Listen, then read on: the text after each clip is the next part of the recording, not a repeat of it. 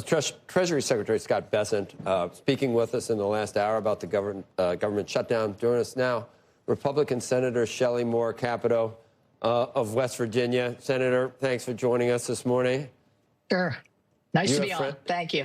You have friends across the aisle. Are any of them coming to you and saying, geez, Shelley, what do I do here? I'm thinking about joining with the other three, and I might be one of the five. Do you have any of them coming to you for help how to do that? I do. And I think that they are looking for a way to, yes, they're looking for a way. They're still obviously very much invested in having this tied to the premium support discussion. But at the same time, they realize how damaging a government shutdown is to the federal workers, to anybody who needs services, our troops, et cetera. And so I think they are trying to find a way out. And I think they've been led by Senator Schumer into a place that's almost an impossibility to get a satisfactory result for them. So I'm hoping they see the only way to negotiate and begin to talk about the things they want to talk about is to reopen the government, and then everything's back on the table, including appropriations. You think things should be back on the table in terms of extending emergency COVID-era subsidies to a program that it has a lot of flaws, obviously, and you get not very good health care, and it's very expensive, and it almost gives, you're almost enabling Obamacare to continue to not do well if you okay this. And a lot of Republicans on your side of the aisle seem to be all too willing, I don't know, to feel bad about what was in the OBB. They got buyer's remorse about what they did to Medicaid. No, I have no buyer's remorse on the One Big Beautiful Bill. And I'm not going to relabel it either. I'm going to keep calling it the One Big Beautiful Bill because of what it does for working families, taxes, businesses, the certainty that it brings. On the other hand, in terms of health care, I think this COVID era expansion that the Democrats put into effect needs to be reined back in. There's a lot of fraud and abuse in here in terms of people double signing up, people who don't even know that they have plans and the insurance companies are getting paid for them. They don't even access the benefit. We've uncovered a lot of that. That's where the discussion needs to begin. This will not go through with a full extension of life as it is if we get to the point where we're actually negotiating on this. But here's the kicker for me. How easy is it to reopen the government? It's a simple 7-week reopen. Then we get to the discussions because the best way to solve a lot of these problems is a regular appropriation process where we're setting priorities, we're shutting down programs, creating new ones that might serve better. This is the direction we should be going rather than arguing on whose fault is this and why is this happening. We know why it's happening. Chuck Schumer and the Democrats have decided to shut the government down. Senator Capito, if you look at West Virginia, it is one of the states that has relied pretty heavily on those subsidies from the ACA, though. Just looking through some of the numbers, something like 97% of those who signed up received the premium tax credits in 2025. And if this deadline is hit in January and goes through, I think it's been estimated that something like 15,000 West Virginians would no longer be able to afford health care insurance and would lose their health care coverage. Do you want to do something about this? Are you one of the senators who would be working with moderate Democrats to try and change some of the plans that have been put in place and restore some of those tax credits?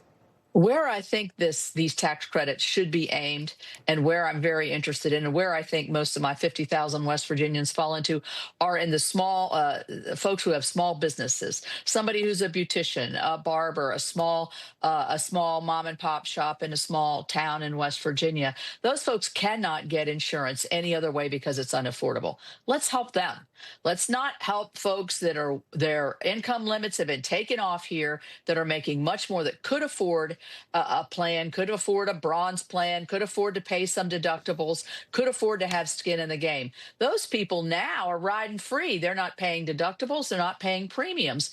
Those, yes, I'm interested in helping the West Virginians that for no fault of their own cannot get insurance, affordable insurance, without some premium support. But those folks are working hard every day. They know that the value of paying in to get something of value back. back. And so I think that that's where we need to begin the conversation. It is easy to open the government, not when you've dug a huge hole for yourself and painted yourself Right. into a corner. So what way out does Senator Schumer or Leader Jeffries have at this point? I think at this point, what's going to happen, we've already seen several Democrats that have changed their votes and voted to reopen the government. We're going to have another vote tomorrow, or, in observation of the Jewish holiday. We don't have votes today. And so I think that we'll probably see more. And I think there's a lot of pressure. I know there is, because I'm talking to them all the time. There's a lot of pressure to find a way to put a pin in this bubble so that we can then sit back down again and begin to negotiate. You hear loss of trust. There's loss of trust on both sides.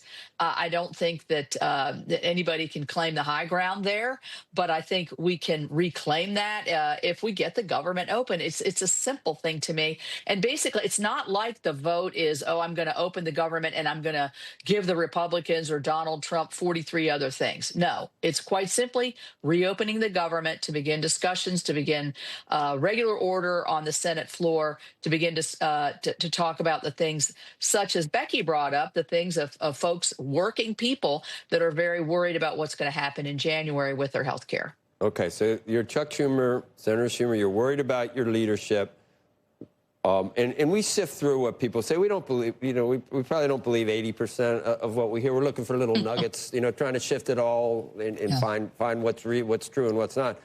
What's his best avenue to say, I couldn't control these five, that I was not going to acquiesce, I was going to hold firm this time, and they went against me, and I really did hold firm for you guys on the left, you guys and gals on the left? Or is it better for him to just say, I'm throwing in the towel, I realize this is a bad idea? How's he going to do it? What's better for him long term? We think we know this is a Schumer shutdown, and so he does own this. And you're right, he needs to figure out the way to get out that's not just good for his caucus, but also good for him, and those are at odds of one another. I think in the end, what he says is, well, these rogue actors just went against me. I couldn't control them, and so right? we're going to reopen. You can't. Then why should you be leader then if you can't control your caucus? Because what he's trying to do, I believe, is to lead the left and solidify his left. And the left is going to be happy with him if he held strong. I mean, I think that's the conventional wisdom. Or the other thing that could happen is that he elicits some nugget of okay, we're going to put a group together, or we're going to look into this more deeply in a more solidified way. But our leader John Thune has said we can talk about all of those things. Just reopen the government, and off we go. And so I think that's a very simple choice for him. The calculus for what would anything tarnish Republicans if Russ vote just does slash and burn right now? And do you think that is that what he would like to do, or is this all a bargaining chip all along about permanent firings, closing agencies? You saw President Trump's tweet. It says the Democrats are helping him.